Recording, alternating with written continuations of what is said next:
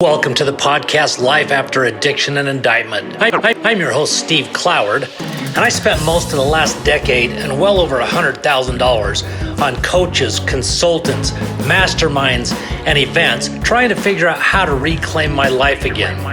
On this podcast, I'm going to share the tools, the tips, the tricks, and the hacks that allowed me to forgive myself so that I could reclaim my life again. I'll be interviewing experts in mindset, leadership, entrepreneurship, sales, marketing, branding, and so much more. I'm glad you're here. Sit back and relax and enjoy the show. Let's go! This is Life After Addiction and Indictment. Hey folks, welcome to Life After Addiction and Indictment. Today I've got a gentleman, Dylan Lundgren, with us today who has been sober for going on 2 decades, and he's got an incredible background. He's been a TEDx speaker. He's done a whole lot of things in the addiction world, the world of sobriety. So I want to welcome Dylan to the show today. How you doing, Dylan? Thank you, Steve. Doing well. It's good to be here with you all. Hey, we're glad to have you. You know, you've got a whole lot of experience that I think will add a lot of value to my audience. And so I appreciate you taking the time to be here with us today. Yeah, of course. Tell us a little bit about, your story as far as, maybe how you grew up and what got you into addiction, and then kind of, what kind of woke you up to the realities that you maybe were done with that lifestyle. Yeah, so my story is in some ways a typical one, and in some ways a not so typical one. So I grew up, my first drink wasn't actually until college. So I didn't do drugs or drink or anything like that in high school. I was actually almost the opposite. Like I thought I wouldn't do I would never do drugs, and I didn't know if I'd ever even drink. And part of that was because of what I saw in my some of my friends and my dad's side of the family. There was some alcoholism, and Gotcha. so I just thought, I'm just not going to do that. The problem was I didn't know how to deal with life. So I went through high school as like a scholar athlete, and so it would look like on the paper that I did know how to deal with life. I was a straight A student. I was a captain of the wrestling team. I was a good athlete. I was literally voted the male scholar athlete of my class. All-American boy, right? All-American boy. And, I didn't know how to deal with emotions. I didn't know how to deal with some of the stuff that was starting to become more intense as I was growing up. Yeah. And so when I had my first drink at college, part of the reason I did that was because I was around people that were like me. They were getting good grades, and I saw that they drank, and I was like, oh, I guess it's not that bad. Because up to that point, I assumed like, Associated with negativity, right? we're associated with negativity, exactly. And what it did for me, though, was it quieted my mind. And what it did for me was it gave me an ability to like not be so caught up in this inner critic and these emotional problems I was starting to have. Boy, that good grades and being good in sports, it didn't fix any of that. But having a drink, it seemed to fix it. It seemed to quell that inner turmoil that I was in. Yeah. And it was fun for a while. I had some good memories at college. Parties, being able to be more carefree and just things I always wanted to do that I just couldn't do on my own. But with alcohol, I started to be able to do those.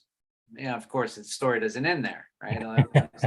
That's why we're here today. Like, where does it lead? Well, for me, it led to needing more to get the same effect. And then eventually, some things started to happen in my life. Some traumatic things started to happen that led me down an even darker path. So I got assaulted by a gang, and pretty traumatic thing. And at that point, I said, screw it. I'm just going to start doing drugs. Wow. So then I started doing, all types of drugs. When you got assaulted by a gang, number one, was that random? And then did that play a big part in kind of your mental space to where you decided to say the hell with it? And, it definitely played a big part in me saying the hell with it. It wasn't random. I had my role to play in it in terms of, I wouldn't say instigating, but intervening. So there was some kids in the town that were like bullies, and they bullied a friend of mine. And, I went out of my way to kind of harass them about it, Gotcha. And in harassing them about it, they decided to jump me. Right. Wow. So I had my role to play in it. Not that it was justified what they did. Yeah. I mean, I hear you. And I see the positive role, even though I get what you're saying too, it takes a it takes a good person, a good man to defend what they believe in, a friend, that says a lot about your character. I appreciate that. Yeah. Yeah. So after that, it was a traumatic thing though. So after that, I did get the, screw it, I'm just going to start doing drugs. And in that process, things that I had been doing for a while, like staying in good physical shape and, these types of things, they started to fall to the wayside, and addiction started to take hold. And the things I cared about, I started to do less and less. And the people that I cared about, I started to kind of undermine those. Addiction started to undermine those relationships, and Yeah. started getting consequences, getting arrested, overdosing, Wow.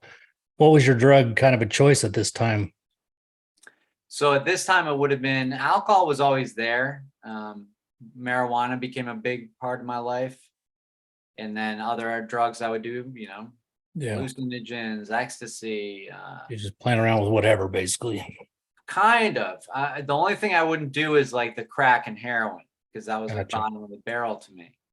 But, that's so interesting, because yeah. I was the same way. I was doing a ton of OxyContin, Yeah. but even when I was jonesing, I never would turn to heroin for some reason. It's so interesting to me, because like you, it seemed like bottom of the barrel, just dirty, but there's really no difference. But yeah, it's interesting. It is interesting. And for me, it was I did end up going down that road. You did? Eventually. And for me, it was a little different in the sense of like, there is a level of disconnection and kind of like,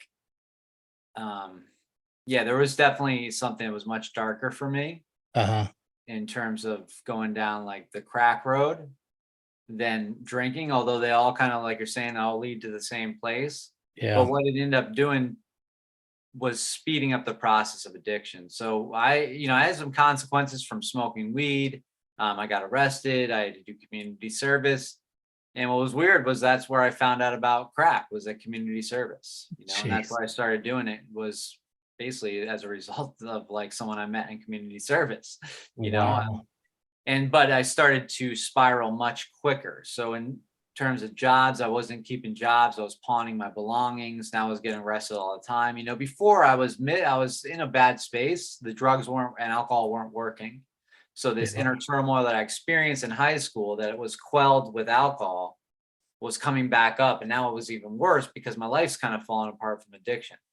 Well, when I was still maintaining jobs, but my life was falling apart in terms of unable to deal with these emotions coming up.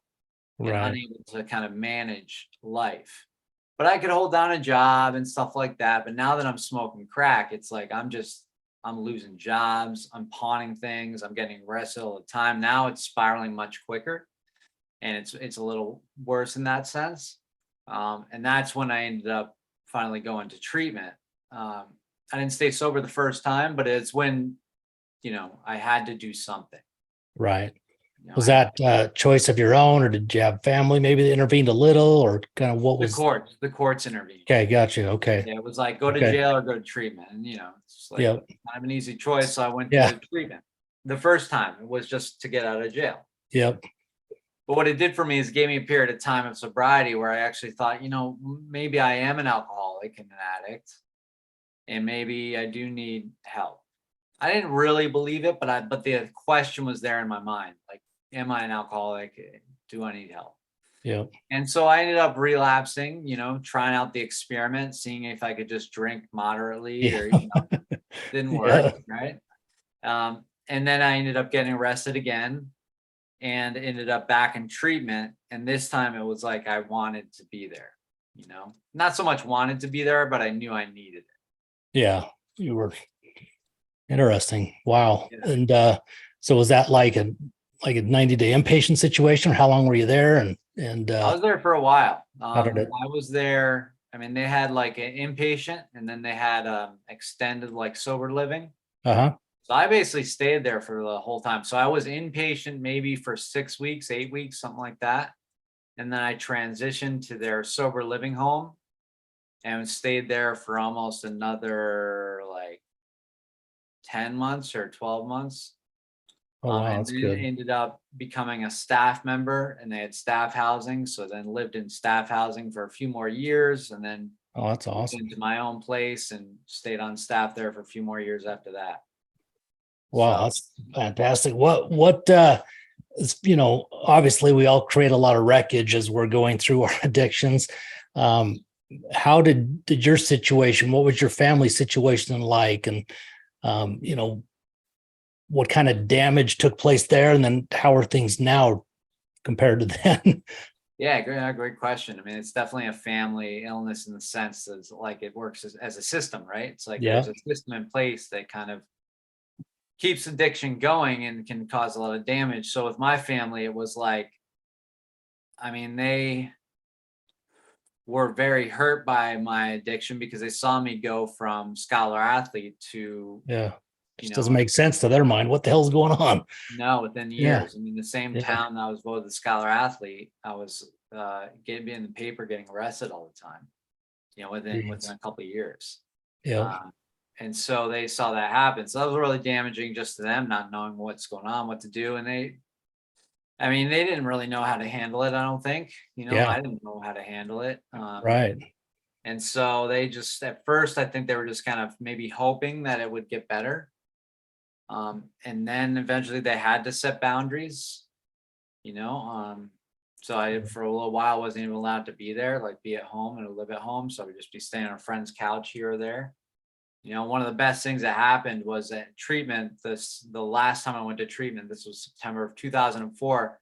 My counselor at the time, it was a great treatment center called Mountainside, and my counselor at the time sat down with them and had them say that if I relapsed, they weren't going to support me anymore.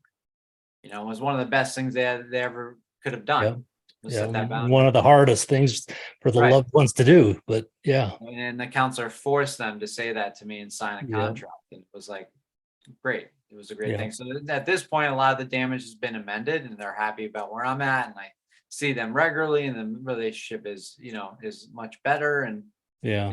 it took some time, right? For them to Absolutely. feel like I'm stable and just feel to show that I'm doing well and be able to show up as a good son again and all that. Yeah. Yeah. That's the only answer is time. Once you've done the kind of damage we do, Yeah, for sure. and as much as they want to be there, much as they want, loved ones want to trust us, hey man, I know what it did to my wife, just going through it with me, and how there's things, even though I was sober, certain things in my life that would still trigger those same feelings and emotions, Mhm. and it's a tough deal, Yeah, and I for think sure. isn't it so interesting that, you mentioned how you were this great athlete, great student, but yet which to me, everyone doesn't know how to deal with life. I mean, we're not taught that stuff. Mhm. And I don't care who it is. We all have stuff. We all have something, and it usually stems back to childhood. That doesn't mean anything negative, really horrible had to even happen, and as as someone with your background and experience, you can't get sober and stay sober until you understand what really was going on underneath and how you deal with those things. Totally. That's Yeah. the big key. And that's I think so many people miss that want to be sober, and that get there but can't stay there. Yeah, it's much more than just symptom management, Yep. they're just stopping drinking or drugging. It's a deeper change is necessary for long-term recovery for sure. Yeah. Well, let's talk about, some of the things that you've done since you got sober, and, because you're obviously making a big impact with the things that you're doing. Talk about what you're doing, and, the things, obviously, speaking at the TEDx, that's no small deal. That's a pretty big deal to speak at a TEDx. And what are some other things that you've done and that you're doing now? Yeah, so I appreciate that. And right now I work with the company. We do case management interventions and mental health substance use support for individuals and families. And it's a great company. It's called Feinberg Consulting. It's a lot of what my passion and focus is right now, and then in my own life, it's like enjoying life, man. It's like sometimes it's not the big stuff's really cool in terms of like doing the TEDx talk and all this. And at the same time, it's like being sober for me, being in recovery for me is really just about being able to be in a better relationship with myself and other people, and being able to be at peace in my own mind and in my own life on a daily basis, rather than, needing it to be something other than it is. So right now I live in the Berkshires during the summer. It's like, I love it. It's like getting out in the water, connecting with Cool. friends, going to support group meetings, just doing some cool things. I like to create motivational recovery videos. So that's something I'll do with some of my friends in recovery, and we'll post them on my YouTube channel. And spoken word. I love to do spoken word poetry. Awesome. Just did that what was called the world's largest poem, quote unquote. Oh, At wow. a local venue here, and there was a collection of like 51 poets that put together this poem and recited it. Wow. That's cool. Yeah, man. So being able to tap back into the things that are more connected to who I feel I was designed to be. Are you tired of paying exorbitant monthly fees for your in-home entertainment? Do you wish there was a way to bring quality and affordable entertainment right into your household without a monthly subscription? Well, look no further. Introducing the VC Box Android TV Stream Box. Since 2020, VC Box has been enriching people's lives all over the world, and now it's coming to North America. Say goodbye to scattered subscriptions and countless apps. We've got all your streaming in one place. This is the best fully loaded Android TV box provider in North America.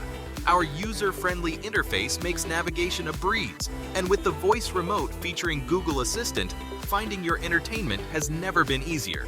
The VC Box V2 Pro Android box is the epitome of convenience. Sit back, relax, and enjoy your favorite shows and movies with just a few simple voice commands. And the best part, no monthly subscriptions. That's right, you heard it correctly. Say goodbye to those pesky recurring fees and hello to endless entertainment.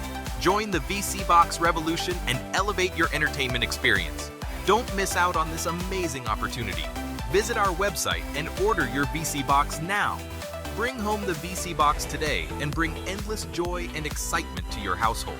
VC Box, unleash the power of entertainment. To me, that is so powerful because, you said it, we have to work on, ourselves, and, you're more interested in that peace. And man, we've gotten so off track in this world, and I'm still guilty, certainly sometimes, and I catch myself all the time. And I think we're at a time that's really kind of a spiritual awakening time, at least in my opinion.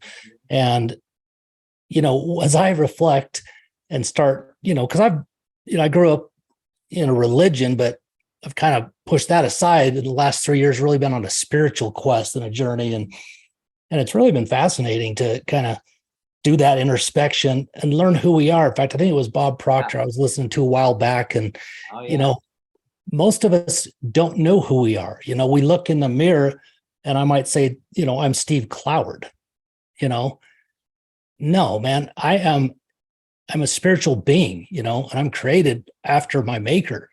And I think that we've just gotten so messed up with the things that we value and think are important. And it is very difficult to push that stuff away because of the way that things have been created and the rat race has been created, and to survive in that and then still be able to have the time and the focus to truly do the things that are important. And so, I look at you and I do some stuff, and I'm certainly not shaming myself, but man, money doesn't matter. Yes, we all need it. There's no doubt. Okay, we need it. But man, if you can do something, and that's why I do this podcast, if you can do something that you're passionate about and get paid, and be making a big difference and impacting people like you, what's more rewarding than that? Yeah, for sure. There's just nothing. Yeah. So Yeah. very cool. What, as far as some of the things that you recommend, say that we're talking to, the person that maybe has just gotten sober, they're struggling, maybe they just haven't found the right support system, the right, people to really help them. What kind of advice would you have for somebody like that? Well, I'd want to know a little bit more about what's going on with them, where they're at in terms of what their views are, like about where they're at and how they got to where they're at. But depending on, some of those circumstances, it would differ.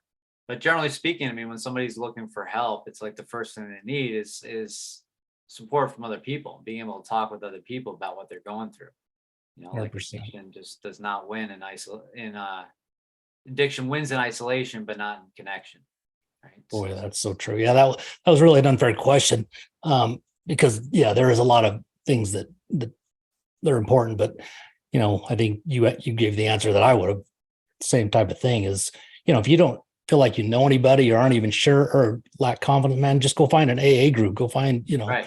Even though I was opiates, I did the AA thing. I wasn't, I found some people that didn't seem to really be there for the right reasons in NA. That doesn't mean every group's like that. That was just my experience. Right. But that was something that really opened my eyes to people from every walk of life sincerely having no judgment and truly treating you like they cared. Totally. And so, I mean, you can't go wrong if you have a desire to stay sober and to move forward in your life and feel like you don't have people around that can help you. That, to me, that's the place I would start, Yeah. because most of those people are going to be able to introduce you to people like you and me and others, and who will be there to support them. For sure. Yeah, I couldn't agree with you more. Well, how do we, what are you seeing in the, I guess, the world today, but really America today, or particularly your surrounding area, with what's taken place the last 3 years from a standpoint of people dealing with addictions? Is it increased? Is it similar? Kind of, what have you seen? Increased. I mean, from that's what I would assume. Yeah. Yeah. Especially in the company that I work with, we've seen a lot of, and with legalizing of marijuana, there's a lot of psychosis among youth. So marijuana induced psychosis is kind of a pattern. Jeez. That's a big one. And then with the isolation from COVID, I think the addiction around pornography has gone up. Oh yeah, big. So yeah, we've seen, overall, I think it's definitely been an increase just overall. But there are some patterns there too, like I said, things like the pornography and things like marijuana induced psychosis, those seem to have increased. Yeah, there's nothing worse than that isolation. I remember years ago reading a book called Outwitting the Devil, and it's a good title. I remember reading in there, and I'd heard it before, but the idle mind is the devil's playground. And as I evaluated when I was in my addiction, I was fairly functioning, and I had a fairly good business. And I can see that when I was causing the most problems or harming myself or others most is when I just had, free time and an idle mind. And that's, so with lockdowns and things that we've been through the last 3 years, there's no doubt it's kind of pushed people into that space, maybe who typically wouldn't have been there as much. And so I think, whether it's addiction, alcoholism, domestic abuse, porn, like you said, I assume that had to go up a lot. It's just gotten way too easy to just have a smartphone in your hand, and it's just crazy where this world's gone, Yeah, man. Yeah. Definitely. Nuts. Yeah. I got to ask one question before the next. When you were in, high school and the all-American kid, so to speak, did you have the confidence? I guess you must have to be able to do that, but as far as individually, but did you have issues at all with, say, maybe social anxieties or anything like that? Or were you just everything cool? I definitely had social anxiety. I mean, I had friends, I connected with people, but I was pretty nervous about, getting out, connecting with different groups of people. That's just what kind of alcohol did for me at first, was it took away that fear, right? Yeah. Social lubricant, as they call it. That's it. Yeah. But I definitely had some social anxiety. Yeah, for sure. Yeah. Yeah. That played a big factor. And, I realized why I was doing what I was doing too. Same thing. Yeah. I feel like, when I'm engaged, there's no problem. I don't have an issue, but I don't like entering those situations really if I don't need to, or why, you know what I mean? But exactly. But yeah, you get a little liquid courage or lubricate that, and it changes everything. And Totally. I think you can just do that when you need it, and the next thing you know, Yep. you're doing it for other. Yeah, and it just can kind of snowballs. But Totally. so what are some of the things that you'd recommend people do to really start to build a good foundation in recovery? Well, like I said before, the support network is a big one. Getting a support network, and that can be 12-step. It can be, other things, but having a group of people that are on the same page, and ideally, a little ahead of where you want to be, so that they can support you and walk you down that path, or help you while you walk down that path yourself. That support network is a big piece of it. And then starting to take a look at things like, what I call biochemical influences. So starting to take a look at the things that can affect our mentality, our mind, and our biology that are in our environment, or that we're putting into our body. So that could be things like our diet, that could be things like media we watch, that could be things like even medications we take, or just becoming aware of the things around us and that we're putting in us, and how they're affecting us. So if someone's trying to get into recovery, but they're on a bunch of mind-altering medications, mood-altering medications, and they're chain smoking and they're pounding energy drinks, and they're, it's like, I'm not a doctor, so I'm not telling anyone to stop medications, but it's just being mindful of, like, it's going to be hard for the brain to heal if we're still flooding it in this unnatural way, and the chemicals are still getting tweaked in an unnatural way. The brain needs time to heal and even out so that we can be happy and healthy again. Because it's the detox part is the hardest part of any recovery, whether it's detox from something like, pornography, or detox from something like heroin. There's a withdrawal. And during that withdrawal, what's really happening is the brain is healing and resetting. And it's resetting to a place where you can feel somewhat normal again, where, like, if I go for a walk and I have a good meal, I'm actually going to kind of enjoy it. It's not going to be the same enjoyment as doing a bag of dope, but I'm actually going to enjoy it and be content and peaceful. But it takes time for the brain to return to that, because the brain has been so unnaturally spiked to get these really high highs, but the brain is going to get really low lows if it's always balancing out. Yeah. Right? So we want to bring that balance a little closer to equilibrium. It takes time for that to happen. And taking a look at the influences in our life can help us to get clear what's going to help that process of healing and equilibrium, and what's actually taking away from it. Make sense? Absolutely. Yeah. Absolute sense. What do you see? I've never even asked this to anybody before, but I've got a friend I know of, what do you see with people? I'm trying to think how to phrase this correctly. Not that there's a wrong way, but I knew someone that, really, really struggled for a long, long time. And they eventually ended up getting on methadone. Mm-hmm. And that made it so they could live a normal life. I mean, I vacillate back and forth sometimes on my opinion on this. But I guess I could probably answer it as I'm thinking about it. But what do you see with people that get to that point and then just stay there, versus those that maybe use that to help them at first, but then are able to move forward? Because my belief is that anything that I put in it that shouldn't be in there doesn't need to go in there. I don't want it to go in there. Even though I'm on a medication from a doctor, I really don't want to be. So I'm doing everything I can to get my body in a place to where I don't have to take that, because I believe there's just too many negatives that come with really damn near any medication, honestly. I mean, they have their place, but do you guys do that kind of stuff? And I mean, what do you see? I mean, because to me, if someone stays on it long term, that just means they're not dealing with the real issue, right?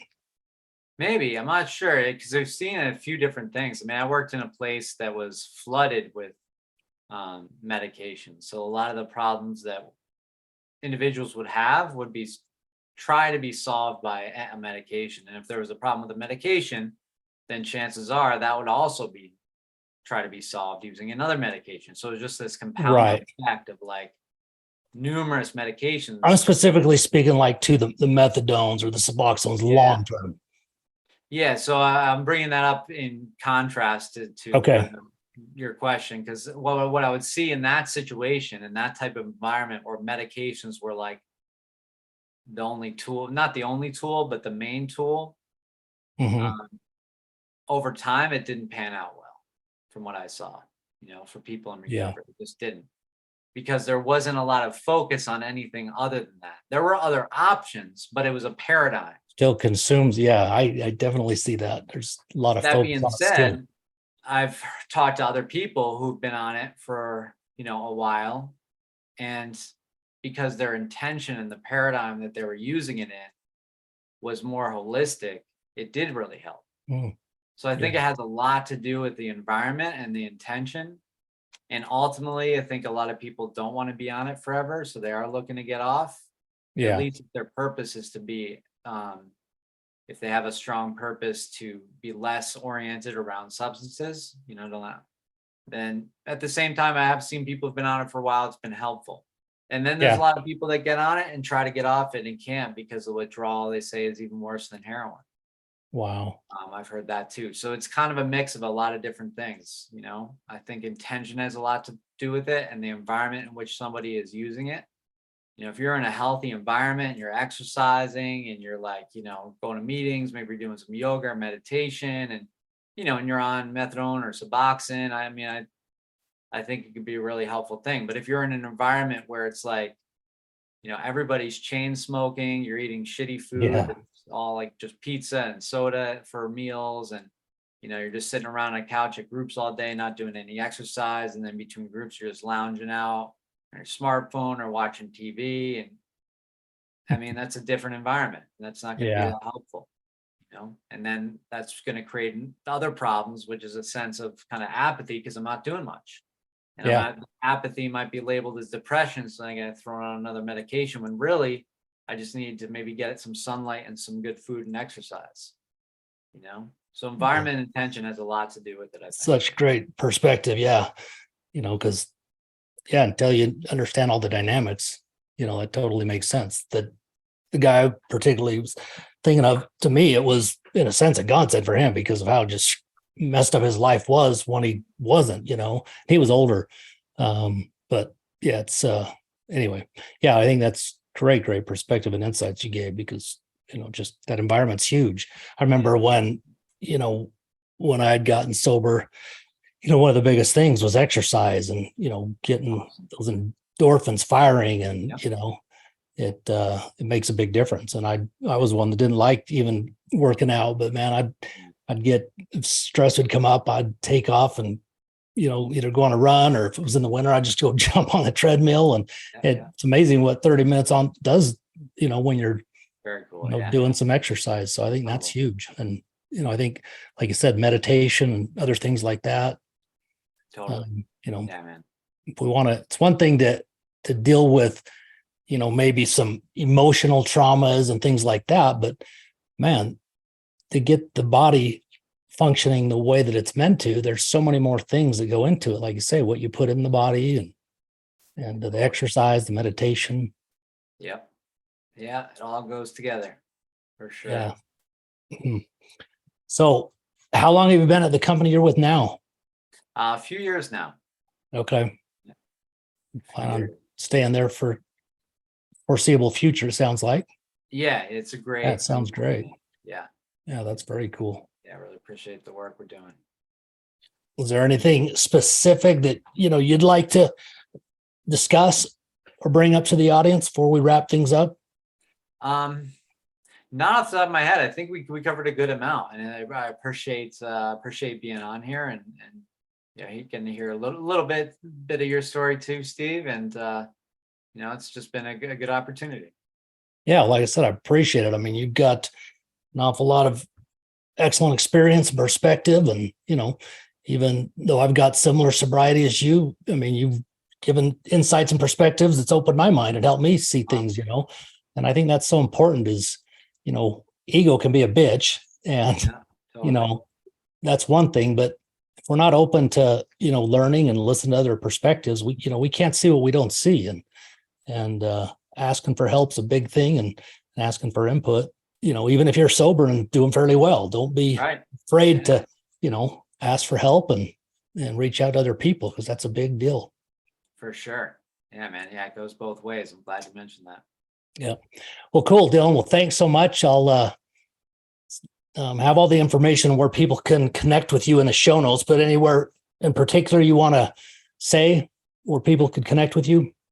Well, we started putting out these motivational recovery videos under my That'd be YouTube cool. channel, and it's called Recover You, like Recover Cool. YOU is the name of the channel, Recover You. So if you want to check out some of those videos, we'll be creating more as time goes on, then feel free to follow us on there. Very cool. I'll make sure to have that link in the show notes. All right, folks. Well, I appreciate you being here. If you find any value in what you've heard today, please share this episode. And if you're jumping over to Apple, give us a 5-star written review. That'll help the algorithm move in ways so that we can have people find this show and hear Dylan's insights and perspective, because we never know when that one person is going to hear that one thing from that one guest that might make a difference. So we appreciate if you do that. Thanks for tuning in. Take care. If you're tired of supporting the big corporations and, frankly, supporting the swamp through paying for cable or satellite service, it's time to defund the swamp and refund the kingdom. The simplest way to do that is to check out the VC Streambox by going to vcstreambox.tv. That is VSEESTREAMBOX.tv. Check out this incredible streaming device that gives you every single local channel throughout the country, any sports channel you can imagine. You'll never miss a game, no matter who your team is ever again, as well as 60,000 video on demand titles, all the TV series you can dream of. There's nothing like it, a one-time fee with no monthly subscription. Not only that, if you're, looking for an additional income, there's an incredible opportunity with their affiliate program that you can simply scroll to the very bottom of any of the pages on the website, vcstreambox.tv, click on the affiliate program title at the very bottom. It will take you to a page that will give you all the information where you can sign up. You'll earn 20% commission paid weekly on any referrals that you send, the unique link that you'll receive via email. Once you have a VC box, you will be blown away, and you automatically will get referrals because it is that incredible. I can't even put words to tell people how much people love this thing and how they're blown away by all of the channels that it gives them. It actually includes even 98 Canadian channels and 128 Latino channels.